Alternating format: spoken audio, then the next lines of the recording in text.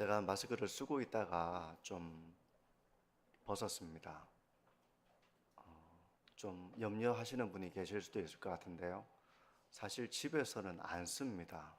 네. 그러니까 너무 걱정 안 하셔도 될 것 같고, 제가 오늘 좀 편도가 많이 부어가지고 말하는 것이 조금 이렇게 불편함이 있고요. 중간중간 이렇게 말을 하다 보니까 이렇게 기침이 나올 때가 있습니다. 헛기침처럼 목이 간질간질해서 나올 때가 있는데, 최대한 제가 조심하려고 마스크를 썼는데, 지금 이 정도 수준이면 제가 크게 기침하지 않고 더 설교를 할 수 있을 것 같습니다. 너무 불안하게 들으시기보다는 네, 저 아내는 제 옆에서 잡니다. 네, 너무 불안하게 듣지 않으셔도 될 것 같아요.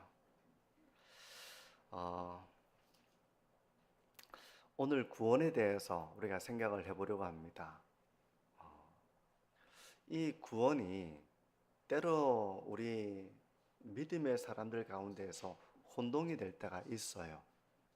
그 역사가 지금 사도행전 15장에도 나오거든요. 그리고 이런 구원에 대한 이해, 충돌이 오랜 교회 역사 가운데 있어 왔습니다. 그래서 그 하나의 표본과 같은 사건이 성경에도 있었다는 것.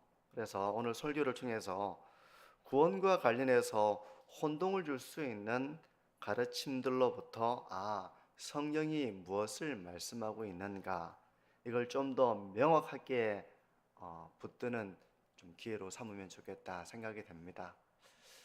그래서 오늘 설교는 약간 좀 단단할 수 있어요. 보통 제 설교가 어떻습니까? 되게 부드럽잖아요. 네, 부드러운데 오늘은 약간 단단할 수 있습니다. 그래서 이 성경을 좀 더 내가 이걸 단단하니까 내가 좀 씹어서 삼켜야 되는구나, 그렇게 생각하시고 좀 들으시면 될 것 같고요. 그렇다고 해서 상당히 어렵다 그런 건 아닙니다. 네. 오늘 본문은 안디옥 교회에서 시작된 구원에 대한 논쟁을 배경으로 하고 있습니다. 안디옥 교회는 바울과 바나바를 파송했던, 이방인들에게 파송했던 교회였죠. 그러면서 이제 이방인들이 믿어서 구원에 이르는 이 사건이 일어나게 된 거잖아요. 그러면서 구원과 관련해서 논쟁이 일어나게 된 거예요. 어떤 논쟁이었는가? 오늘 우리가 본문으로 읽지는 않았지만 15장 1절과 2절인데요. 한번 보십시오. 어떤 사람들이 유대로부터 내려와서 안디옥 교회로 내려온 겁니다. 형제들을 가르치되 너희가 모세의 법대로 할례를 받지 아니하면 능히 구원을 받지 못하리라. 바울 및 바나바와 그들 사이에 적지 아니한 다툼과 변론이 일어난지라. 형제들이 이 문제에 대하여 바울과 바나바와 및 그 중에 몇 사람을 예루살렘에 있는 사도와 장로들에게 보내기로 작정하니라. 어떤 내용인지 좀 이해가 되십니까? 그러니까 어느 날 유대로부터 어떤 사람들이 안디옥 교회로 내려온 겁니다. 이 유대로부터 온 사람들도 예수님을 믿는 사람들이었겠죠. 서로가 예수님을 믿는데 그 믿음의 내용이 약간 부딪혔던 것입니다. 이럴 수 있잖아요. 그죠? 부딪힌 거예요. 근데 어떤 거에서 부딪혔는가 하면 구원에 대한 교리에서 부딪힌 겁니다. 아무리 이방인들에게 예수 그리스도의 복음을 가르쳐서 그들이 믿음을 가진다 하더라도 할례를 받지 않으면 구원을 받을 수가 없습니다. 그렇게 가르친 거예요. 그러니까 바울과 바나바가 그들과 이제 변론을 하게 된 것이죠. 다투며 의견을 나누며 그렇지 않습니다 라고 이야기하는데, 그 유대로부터 온 사람들은 바울과 바나바의 말에 설득되기보다는 아니에요, 당신이 잘못 알고 있는 거예요. 아무리 예수님을 믿어도 할례 받아야 됩니다. 율법의 행위를 더해야 됩니다. 그런 주장이 일어나게 된 것입니다. 근데 아마 이 대화가 그들 사이에 잘 종결되지 못한 것이죠. 그럼 어떻게 했겠습니까? 그래서 이제 이 안디옥 교회가 예루살렘 교회에 사람을 보내서 이 문제를 가지고, 예루살렘에 가면 사도들도 있잖아. 베드로를 위시해서 많은 사도들이, 여러 사도들이 있는데 그 사도들에게 이 문제를 논의하게 해서, 당신과 우리 사이에 이 문제가 종결되지 않으니 그럼 예루살렘에 가서 최종적으로 결정을 지읍시다. 좋죠? 이렇게 해서 이제 이 문제가 예루살렘 교회로 던져지게 되는 것입니다. 그러니까 이전에 이방인들에게 복음을 전하지 않을 때에는 없었던 일이었어요. 왜냐하면 유대인들이 예수님을 믿어도 여전히 그들은 유대의 전통과 관습을 충실히 따랐고 유대인들에만 다 할례를 받으니까 전혀 문제가 되지 않았다는 겁니다. 근데 이제 이방인들이 예수님의 복음을 듣고 믿음을 가지게 되고 구원의 은혜를 체험하게 되니 유대인들 가운데에는 그들도 할례 받아야 돼, 그들도 이런 율법 행위를 행해야 돼 라고 하는 생각을 가진 사람들이 나타나게 된 것이죠. 아마 이제 그들이 안디옥 교회 이방인들에게 파송해서 복음을 전하는 이 일을 한다고 들었으니 이제 이 안디옥 교회에 그런 내용을 가르치기 위해서 온 것 같아요. 그러면 예루살렘 교회가 이제 이 문제를 넘겨받아서 어떻게 해결을 했을까? 그곳의 사도들이 이 문제를 두고 의논을 합니다. 그 전까지는 이런 문제가 논의될 이유가 없었습니다. 왜냐하면 복음은 유대인들 가운데에서 전파되었기 때문에 온 유대와 사마리아와 땅끝까지 이르러 내 증인이 되리라 라고 예수님은 말씀하셨지만, 그동안에는 예루살렘과 온 유대에만 복음이 전해졌을 뿐 이제 이런 이방인들까지 복음을 듣는 일이 없었기 때문에 생각할 필요가 없었고 아무도 이런 고민을 하지 않았던 겁니다. 근데 이제 드디어 이방인들이 예수님의 그 복음을 듣고 성령을 받고 구원을 받는 이런 일이 일어나자 이 유대인들 중에는 그러면 그들도 할례 행해야 돼, 그러면 그들도 율법 행위를 행해야 돼 라고 하는 주장이 나타나게 된 거예요. 6절에서 7절 초반절까지 보십시오. 사도와 장로들이 이 일을 의논하러 모여 많은 변론이 있은 후에, 이렇게 말씀을 합니다. 사도와 장로들, 교회 지도자들이 함께 모여서 많은 변론을 했다는 것입니다. 이 문제를 가지고 변론을 했다는 거예요. 할례를 받아야 됩니까? 할례 받지 말아야 됩니까? 이 문제를 두고 많은 변론을 했지만 이제 이거보다 더 큰 부분은 율법의 행위를 더해야 되느냐, 이제 이 문제가 있었던 것입니다. 이제 그게 로마서나 갈라디아서나 이제 이런 서신의 주된 주제가 바로 율법의 행위에 대한 부분을 다루고 있거든요. 오랜 변론 끝에 베드로가 이제 결론을 내립니다. 모든 논의 끝에 서로가 합의에 이르렀어요. 결론을 도출했어요. 그리고 예루살렘 교회 대표라고 말할 수 있는 베드로가, 지금 같은 마이크는 없었겠지만 여러분 들으십시오 하면서 최종적인 결론을 얘기를 하는 것입니다. 8절에서 11절입니다. 보십시오. 또 마음을 아시는 하나님이 우리에게와 같이 그들에게도 성령을 주어 증언하시고 믿음으로 그들의 마음을 깨끗이 하사 그들이나 우리나 차별하지 아니하셨느니라. 그런데 지금 너희가 어찌하여 하나님을 시험하여 우리 조상과 우리도 능히 매지 못하던 멍에를 제자들의 목에 두려느냐. 우리도 능히 매지 못하던 멍에가 뭡니까? 율법의 행위입니다. 율법의 행위. 조상들도 그 율법을 지키지 못했고 우리도 능히 그걸 매지 못하는데 이 멍에를 제자들의 목에 두려고 하시는 겁니까? 라고 지금 베드로가 말하면서 11절에 이렇게 말합니다. 그러나 우리는 그들이 우리와 동일하게 주 예수의 은혜로 구원받는 줄을 믿노라 하니라. 오늘 본문의 내용이 조금 눈에 들어오십니까? 네, 이런 구원과 관련된 논쟁이 있었던 것입니다. 저는 오늘 본문을 이 정도에서 좀 마무리를 지을 거예요.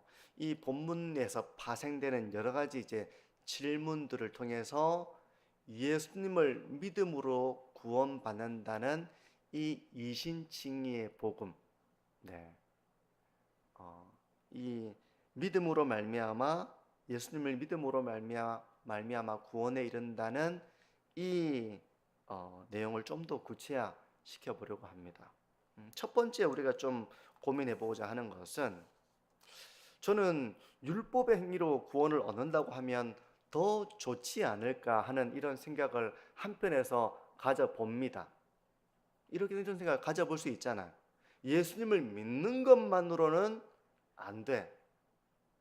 이제는 네가 율법의 행위를 그 위에다가 더 해야 돼. 이제 네가 책임을 져야 돼 라고 한다면 더 좋지 않을까 하는 이런 생각을 할 수 있잖아요. 그렇지 않습니까? 네. 복음은 그렇지 않는데 이런 생각을 할 수 있다는 거예요. 할례는 뭐 오늘날 크게 이슈가 되는 문제가 아니지만 이걸 잠시 옆으로 제쳐두고, 예수님을 믿어도 그 이후에는 이제 율법을 지켜야 구원을 받는다고 한다면 이게 좀 더 바람직한 교인들을, 바람직한 신자들을 세울 수 있지 않을까라고 우리는 생각해 볼 수 있다는 것입니다. 만약 이제 그렇게 되면 예수님을 믿은 이후에도 율법의 행위를 게을리할 수가 없죠.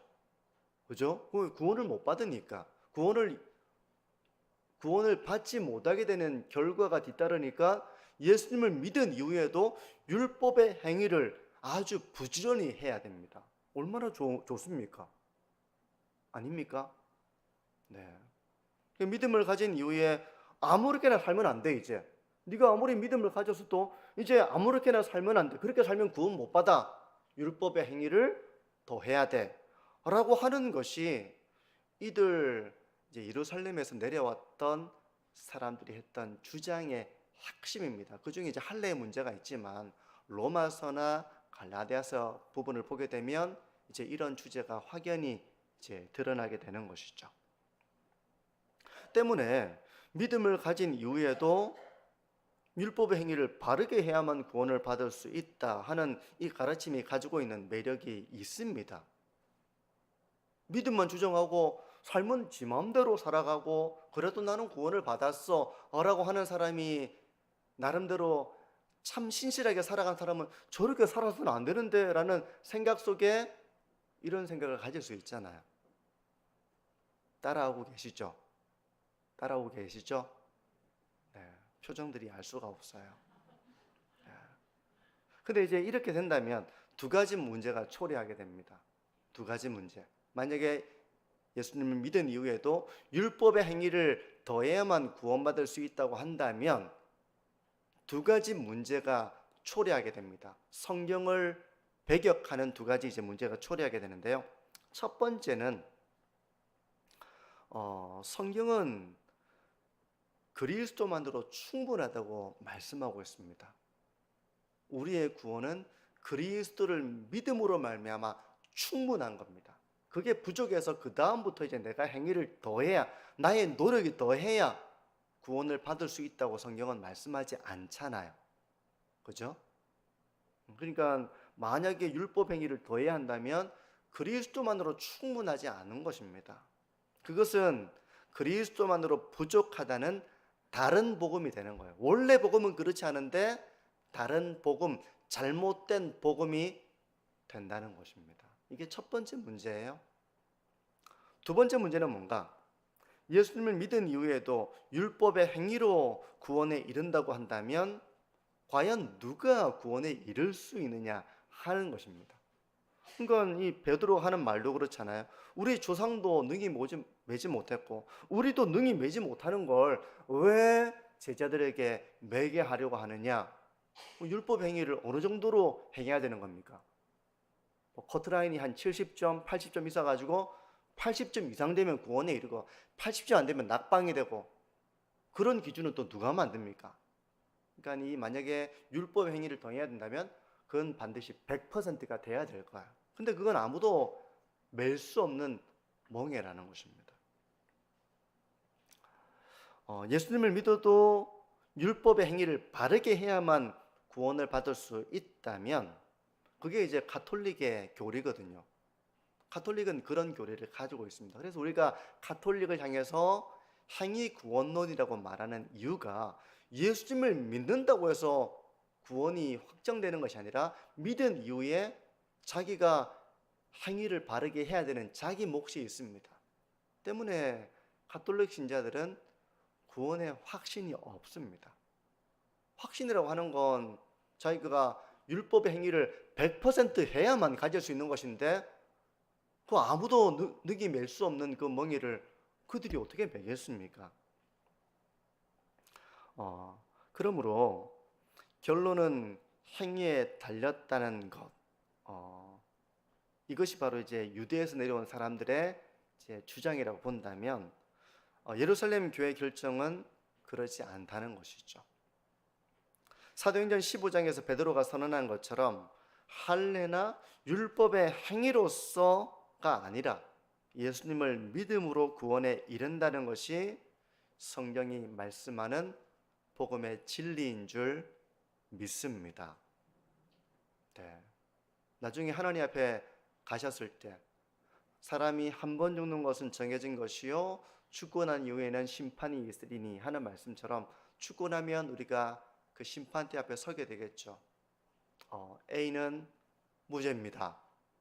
B는 유죄입니다. 그 심판대 앞에서 이루어질 때 우리가 뭘 얘기하겠습니까? 나의 행위를 얘기하겠습니까? 나의 행위의 견고함을 이야기하겠습니까? 그렇지 않아요. 오직 예수 그리스도를 향한 믿음만 가지고 우리가 그 심판대 앞에서 의롭다는 영원한 판결과 함께 천국에서 영생을 누리게 될 줄 믿습니다. 그걸 견고하게 하십시오. 왜냐하면 오늘날 교회 안에서도 교회는 다니지만 구원의 확신을 가지지 못하는 성도들이 있습니다. 아유, 목사님 자신이 없어요. 제가 요즘 생활이 옛날에는 열심히 있고 열정이 있었는데 요즘에는 제가 뭐 하는 것도 없고 참 변변치도 못하고 좀 자신이 없어요, 목사님. 이렇게 얘기하시는 분이 계시거든요. 그분은 예수님을 믿는 것만으로는 천국에 갈 자신이 없다고 생각을 하는 겁니다. 예수님을 믿기는 믿지만 그 위에 자기 행위가 바르게 그런 삶이 있어야만 자기가 천국에 갈 수 있는데 자기는 그럴 자신이 없다는 얘기를 교회 안에서 하고 있는 것이거든요. 성도 여러분, 바울이 이 문제를 여러 번에 걸쳐서 이제 다룬 바가 있는데요. 초대교회에서는 이 문제가 상당히 중요한 문제였습니다. 그래서 갈라디아서 2장 16절은 이렇게 말씀을 합니다. 보십시오. 갈라디아 교회에 보낸 바울의 서신인데요. 사람이 의롭게 되는 것은 율법의 행위로 말미암음이 아니요 오직 예수 그리스도를 믿음으로 말미암는 줄 알므로 우리도 그리스도 예수를 믿나니 이는 우리가 율법의 행위로서가 아니고 그리스도를 믿음으로써 의롭다 함을 얻으려 함이라. 율법의 행위로서는 의롭다 함을 얻을 육체가 없느니라. 아멘. 베드로의 말과 동일합니다. 아무도 능히 맬 수 없는 그 멍에입니다. 율법의 행위로 구원에 이른다는 것은 아무도 맬 수 없는 멍에예요. 성도 여러분, 혹시 그 멍에를 메고 계신 분이 계십니까? 내가 행함을 바르게 해야만 구원을 받을 수 있는데 나는 자신이 없어. 이렇게 생각하시는 분이 계십니까? 그런 분은 지금 멍에를 메고 계신 것입니다. 아무도 맬 수 없는 멍에를 메고 계신 거예요. 율법의 행위로서는 의롭다 함을 육체가 없습니다. 아무도 맬 수 없는 멍에예요. 바울도 선언하는 바가 무엇입니까? 그리스도를 믿음으로써 의롭다 함을 얻으려 한다는 것입니다. 그래서 그는 그렇게 복음을 전한다는 것입니다. 성도 여러분, 구원은 우리의 행위에 달린 것이 아니라 오직 예수님을 믿음으로 받는 것임을 잘 새겨두는 우리 교회가 되기를 바랍니다. 네. 이후에 할례를 받고 율법의 행위를 해야만 구원이 확정되는 것이 아니라 오직 예수 그리스도를 믿는 그 믿음으로 우리가 구원받는 것입니다.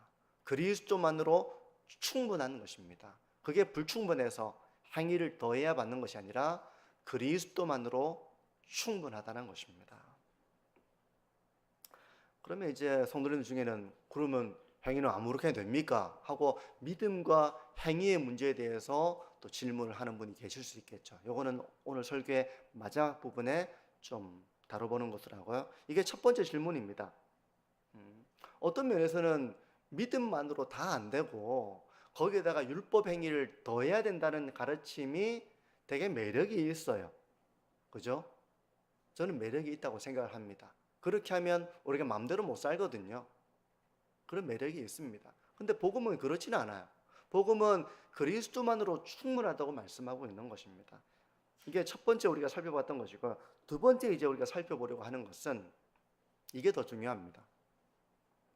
믿음으로 구원받는다는 것이 우리 대부분 알고 있는 그런 복음의 진리 아닙니까? 이건 모르시는 분 계십니까? 예수님을 믿음으로 구원받는다, 이건 모르시는 분은 안 계시죠. 다 그건 압니다. 근데 여기서 우리가 좀 더 심화해서 질문을 해보죠. 그러면 어떻게 예수님을 믿는 것이 구원을 받는 근거가 될 수 있는가? 이렇게 질문하면 이건 좀 어렵지 않습니까? 그죠? 예수님을 믿음으로 구원받는다, 이건 모르는 사람 없어요. 그러면 여기서 심화해서 그러면 어떻게 예수님을 믿는 것이 구원받는 근거가 됩니까? 그 의로우신 재판관이신 그 거룩하신 하나님이 우리의 나쁜 생각, 행동, 이 모든 것들을 알고 계시는데 그 예수님을 믿는 것이 왜 의롭다움을 받는 근거가 되는지, 왜 구원을 받는 근거가 되는지, 이렇게 질문을 한다면 어떻게 대답하시겠습니까? 어떻게 예수님이 십자가를 지시고 죽으신 것이 우리를 죄에서 구원하는 일이 될 수 있는가? 이런 생각 해보신 적 있으세요? 네, 표정이 알 수가 없습니다. 해보셨는지 안 해보셨는지 따라하고 있는지, 오늘 설교는 진짜 단단하구만 뭐 이렇게 생각하는지 제가 도저히 알 리가 없습니다. 이런 생각을 해본 적이 있다면 그건 상당히 깊이가 있는 생각입니다. 깊이가 있는 생각이에요. 죄의 문제는 어떻게 해결이 될 수 있는가? 죄의 문제를 한번 고민을 해보죠. 일상생활에서의 죄의 문제를 한번 생각을 해보죠. 만약 누군가가 가족일 수도 있고요, 가까운 친구일 수도 있고요, 지인일 수도 있습니다. 누군가가 나에게 죄를 지었습니다. 그 죄는 뭐 여러 가지가 있겠죠. 모욕을 했다든지, 죄잖아요 그거. 네가 뭔데? 이렇게 하면서 모욕을 받은 거에 대해서 그 사람을 어떻게 용서합니까? 나를 모욕을 했다든지, 뭐 폭력을 휘둘렀다든지, 뭐 나에게 거짓말을 했다든지, 나를 비방했다든지, 뭐 여러 가지 이 상황 속에 뭐 그보다 더 큰 죄도 있겠지만요, 이런 죄를 저질렀다면 어떻게 해야 용서가 될 것 같습니까? 어떻게 용서해 주시겠습니까? 그 사람이 어떻게 해야 용서를 하시겠습니까? 미안하다, 용서하시겠습니까? 이렇게 하면 실컷 때리고 나서 미안해 이렇게 하면 용서하시겠습니까? 그거 쉬운 문제는 아니잖아요, 그죠? 속여가지고 뭔가 중요한 것을 빼앗고 엄청 큰일을 당했는데 와가지고 미안해 이렇게 한다고 용서가 되겠습니까? 그게 용서하실 수 있습니까? 죄와 용서의 문제는 상당히 가벼운 문제가 아닙니다. 근데 그 죄가 만약에 가벼운 죄가 아니라 엄청 심각한 죄라고 한번 생각을 해보십시오.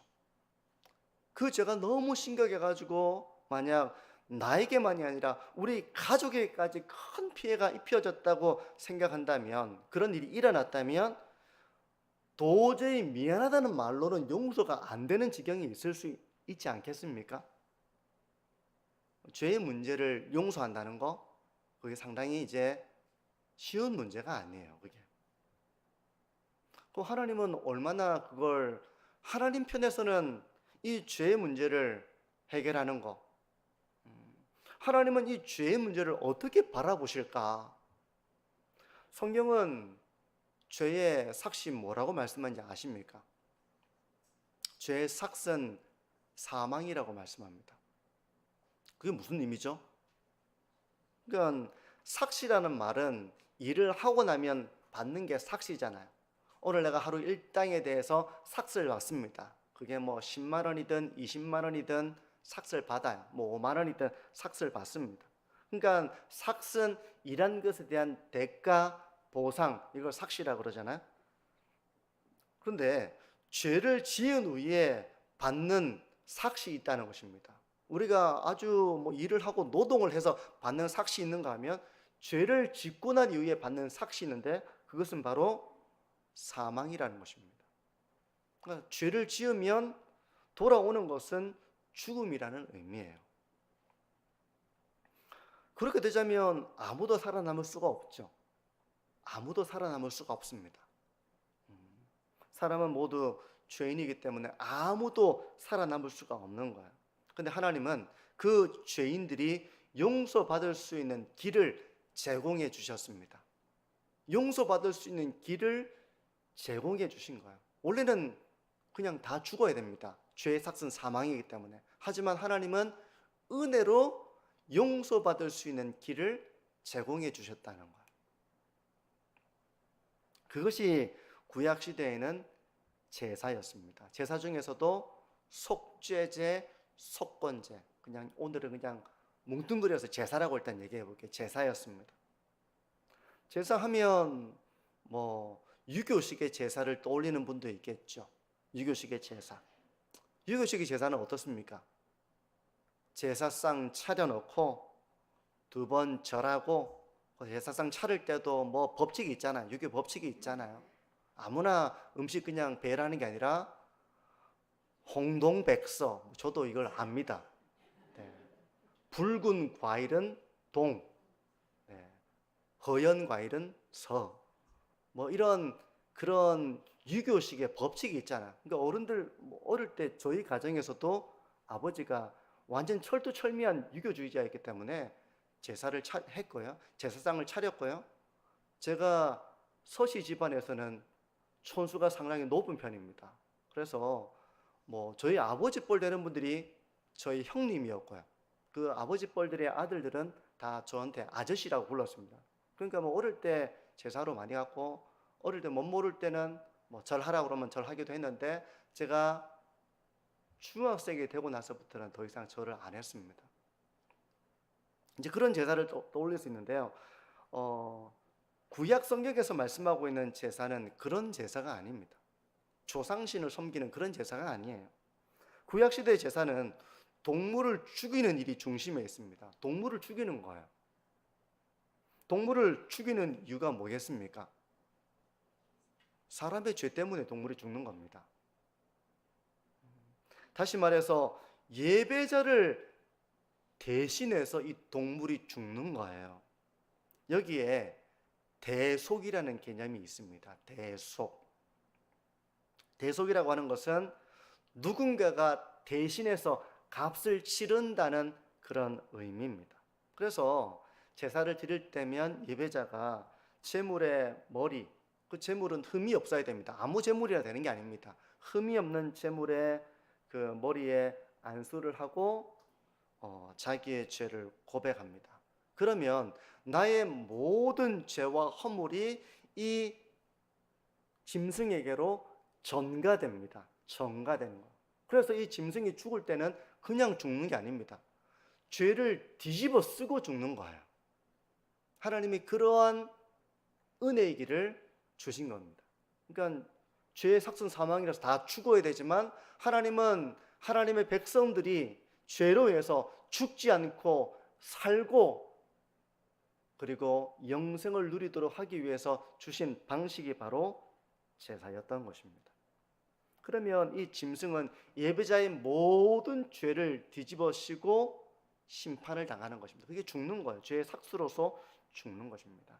그리고 희생제물은 반드시 흠이 없어야 됩니다. 그 희생제물의 흠 없음은 예배자에게로 전가된다는 것이 전통적인 전가 교리입니다. 하지만 이런 구약의 희생제물을 통한 대속은 예수 그리스도를 통한 대속의 예표입니다. 성경은 이걸 예표라고 말씀하는데, 예표라고 하는 말은 앞으로 일어날 사건을 미리 보여주는 것을 예표라고 합니다. 앞으로 있을 일을 미리 보여주는 겁니다. 이걸 예표라고 부르기도 하고 그림자라고 표현을 해요. 그림자는 항상 실체가 있잖아요. 실체가 있는데 그림자가 실체가 아닙니다. 그림자는 그림자일 뿐이고 실체가 있는 거예요. 바로 구약의 희생제사는 그림자고 예수님의 십자가가 그 그림자에 대한 진정한 형상이며 실체라고 성경은 말씀합니다. 히브리서 10장 1절을 한번 볼까요? 10장 1절은 이렇게 말씀합니다. 율법은 장차 올 좋은 일의 그림자요. 율법은 그림자라는 겁니다. 율법은 그림자고 율법이 실체가 아니에요. 율법은 전부 다 그리스도를 가리키고 있는 그림자입니다. 참 형상이 아니므로 해마다 늘 드리는 같은 제사로는 나오는 자들을 언제나 온전하게 할 수 없느니라. 여기 제사가 나오죠. 율법과 제사가 나옵니다. 그건 그림자고 진정한 형상이 아니라는 것입니다. 히브리서에서 하고자 하는 말은 뭡니까? 그 구약의 희생제사를 비롯한 율법은 그림자고 진정한 실체, 참 형상은 바로 예수님을 가리킨다는 말씀을 이 히브리서가 하고 있는 거거든요. 때문에 예수님은 우리의 죄를 대신해서 죽으시기 위해 이 땅에 오셨습니다. 참 형상으로서 그냥 죽으시는 것이 아니라 우리의 모든 죄를 뒤집어 쓰시고 죽으시기 위해서 이 땅에 오신 거예요. 그래서 예수님은 그렇게 말씀하셨습니다. 본인이 직접 그렇게 말씀을 하셨어요. 마가복음 10장 45절인데요. 인자가 온 것은 섬김을 받으려 함이 아니라 도리어 섬기려 하고 자기 목숨을 많은 사람의 대속물로 주려 함이니라. 자기 목숨을 대속물로 주기 위해서 다른 사람을 대신해서 자신이 값을 치르기 위한 그 대속물로 그렇게 오셨다는 것입니다. 예수님 성기를 받고 예배와 경배를 받고 사람들의 인정과 환호를 받고 높은 자리에 올라가고 이걸 위해서 온 것이 아니라 예수님은 자기 목숨을 대속물로 주기 위해서 세상에 오셨다는 것이죠. 그러니까 구약에 있는 제사는 바로 이 예수님의 십자가에서 죽음을 가리키고 있는 그림자라는 것입니다. 그러므로 예수님은 정말 죄인들을 위해서 대신 죽음을 당하는 그런 희생제물인 어린 양으로서 이 땅에 오신 거예요. 그래서 세례 요한이 예수님을 봤을 때 처음 했던 말이 이겁니다. 아실 거예요. 요한복음 1장 29절입니다. 같이 한번 읽어볼까요? 이튿날 요한이 예수께서 자기에게 나오심을 보고 이르되 보라 세상 죄를 지고 가는 하나님의 어린 양이로다. 이 어린 양은 죄를 지고 죽는 것입니다. 구약시대. 그죠? 그런데 예수님이 바로 세상 죄를 지고 가는 하나님의 어린 양으로서 이 땅에 오셨다는 그런 말씀이에요. 그러니 구약의 제사는 장차 있을 예수님의 십자가를 예표하고 있는 겁니다. 장차 일어날 일에 그것을 미리 보여주는 것이 바로 구약의 율법이며 제사 제도며 율법은 바로 그림자예요. 예수님을 나타내고 있는 그림자입니다. 그게 실체가 아닙니다. 그래서 구약 성경은 예수님에 대해서 여러 곳에서 예언을 하고 있죠. 여러 곳에서 예언을 하고 있는데 구약 성경 중 선지서에는 바로 예수님이 당하실 고난에 대해서 이런 예언을 하고 있는 곳이 있는데요. 이사야 53장 4절에서 6절입니다. 우리가 고난주일에 자주 암송하는 구절이기도 한데요. 이렇습니다. 그는 바로 구원자를 말하는 것입니다. 그는 실로 우리의 질고를 지고 우리의 슬픔을 당하였거늘 우리는 생각하기를 그는 징벌을 받아 하나님께 맞으며 고난을 당한다 하였노라. 그가 찔림은 우리의 허물 때문이요 그가 상함은 우리의 죄악 때문이라. 그가 징계를 받음으로 우리는 평화를 누리고 그가 채찍에 맞음으로 우리는 나음을 받았도다.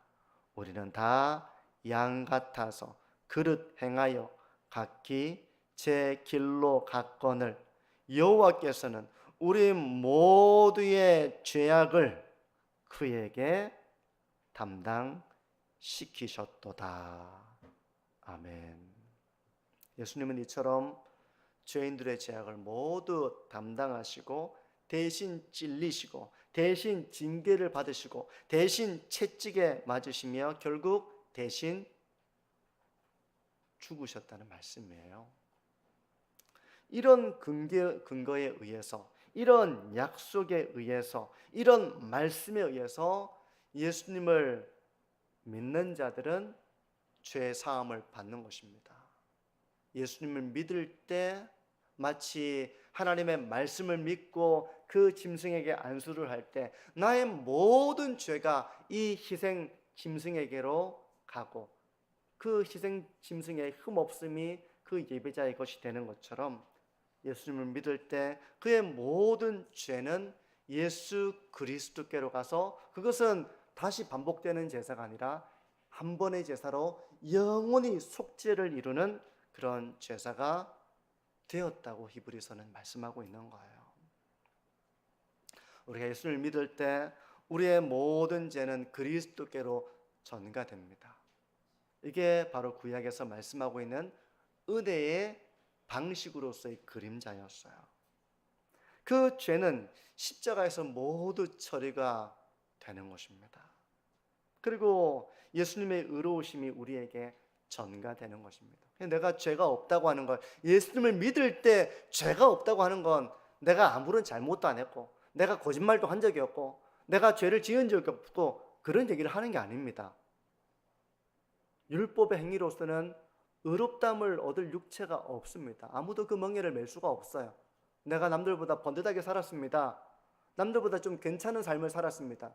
내가 저 사람보다 낫습니다. 그게 구원의 근거가 되는 게 아닙니다. 하나님 앞에서는 완전한 의가 아니고서는 죽을 수밖에 없습니다. 근데 그 완전한 의를 우리가 어떻게 누리는가 하면 예수 그리스도를 믿음으로 나의 모든 죄를 그리스도께로 전가가 되어서 그 죄는 십자가에서 영원히 해결이 되는 것입니다. 그 그리스도의 의가 우리에게로 전가되어서 우리는 그 믿음으로 말미암아 의로운 자가 된 것입니다. 믿으십니까? 그거예요. 우리가 예수를 믿음으로 구원받는다. 이건 모르는 사람이 없어요. 왜 그렇게 되느냐라고 하는 부분은 단단하기 때문에 이걸 잘 어렵다, 힘들다 이렇게 하기 때문에 이걸 다루기가 참 어려운 것이죠. 성도 여러분, 율법의 행위를 통해서 우리가 의의 옷을 입어 구원에 이르려고 한다면 아무도 구원에 이를 수가 없습니다.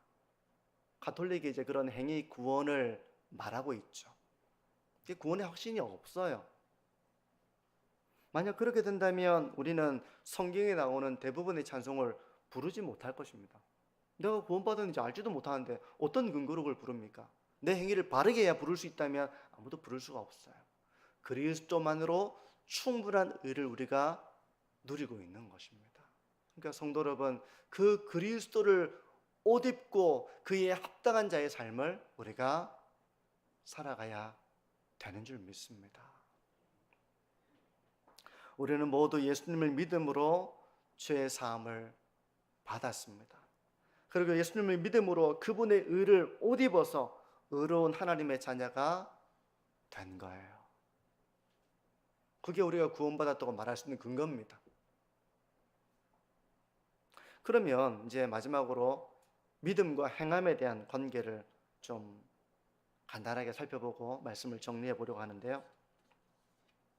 여러분, 그럼 믿은 이후에는 아무거나 살아도 됩니까? 내가 믿음으로 의롭다를 받았으니까 이제는 내가 내 마음대로 신앙생활하고 그렇게 해도 되는 겁니까? 성경은 그렇게 해도 된다고 말씀을 하고 있습니까? 구원은 예수님을 믿음으로 받는 것이니 이제 율법은 버려도 돼. 율법 필요 없어. 율법의 행위를 더해서 구원받는 게 아니야 라고 해서 율법을 아예 없는 것처럼 이제 자기 마음대로 살아도 된다고 말씀을 하고 있습니까? 성경은 그렇지 않아요. 참된 믿음은 율법을 더 굳건하게 세워나간다고 말씀을 합니다. 사랑에 빠지는 걸 생각해 보세요. 만약에 결혼이 의무만 지고 책임만 있는 것이라면 그걸 누가 집니까? 누가 집니까? 자녀를 위해서 요 정도까지 해야 됩니다. 뭐 힘들면 그걸 누가 합니까? 그런데 사랑은 그걸 다 하고도 남는 것이거든요. 그러니까 하나님의 은혜를 체험하고 참된 믿음을 가지게 되면 이제 그 믿음은 행함이라고 하는 열매를 나타내게 되어 있다고 성경은 말씀해요. 그러니까 행해서 믿음을 구원에 이르는 것이 아니라 참된 믿음으로 구원을 받는데 그 믿음은 행함을 낳는다는 것입니다. 그러므로 열매가 없는 믿음은 실상 그건 믿음이 아니라고 말씀을 하는 거예요. 그건 죽은 믿음이다. 죽었다는 것은 믿음이 없다는 의미인 것입니다. 생명력이 없기 때문에 죽은 것이고 죽어있기 때문에 열매를 맺지 못하는 것이죠. 하지만 참된 믿음, 생명력이 있는 믿음은 반드시 행함의 열매를 맺는다는 것이 복음의 가르침이에요. 이 부분을 혼동하지 마시고 구원에 대한 복음의 진리를 혼란을 느끼지 마시고 이거를 굳건하게 붙잡으시는 우리 만천중앙교회가 되시기를 바랍니다. 이 복음의 은혜를 감격하며 경험했던 그 순간들이 있으실 거예요. 만약에 그것이 없는 사람은 반드시 그 은혜를 체험하는 그런 기도를 하시기를 바랍니다. 믿음은 하나님의 선물입니다. 근데 그때 우리가 믿을 때 그 믿음은 아주 단단한 것을 먹으며 가졌던 믿음은 아닐 거예요. 지금과 같은 설교를 아주 막 몇 시간 동안 들으면서 내가 믿음을 가진 그런 것은 아니었을 것이고요. 아주 부드러운 음식처럼 아주 단순한 복음의 진리를 듣고 회개하고 믿음을 가지셨을 것입니다. 돌이켜 본다면. 하지만 복음의 감격을 더 깊이 누리려면 이제 그 부드러운 음식을 맛본 것에서 멈추는 것이 아니라 성경이 말씀하고 있는 더 단단한 음식과 같은 말씀들을 더 배워 나가셔야 돼요. 더 배워 나가셔야 됩니다. 그리고 그걸 묵상해야 됩니다. 하나님은 왜 그렇게 하셨을까? 왜 그런 방법밖에 없으셨을까? 이것을 묵상해 가다 보면 하나님의 오묘하심과 하나님의 지혜와 하나님의 선하심을 우리가 더 구원받은 이후에도 알아가게 되는 것이죠. 경험하게 되는 것이죠. 거기에서 진정한 신앙의 성장과 성숙이 뒤따르는 것입니다. 성도 여러분, 복음의 진리를 굳게 붙드시고 하나님께서 우리를 부르시는 그 순간에 뭘 얘기하시겠습니까? 하나님, 그래도 제가 이렇게 했습니다. 저렇게 했습니다. 그건 핵심이 아니에요. 나의 선함을 좀 더 다른 사람과 비교해가지고 내가 옳게 말하는 건 핵심이 아닙니다. 핵심은 예수 그리스도의 십자가와 그 부활을 우리가 붙들고 제가 예수님을 믿는 자로서 살아왔습니다. 그게 핵심입니다. 그렇게 하나님께서 부르실 때 예수 그리스도의 의를 붙잡고 하나님 앞에 서서 우리의 삶을 고백할 수 있는 저와 우리 모든 성도님들이 되시기를 주님의 이름으로 축복합니다.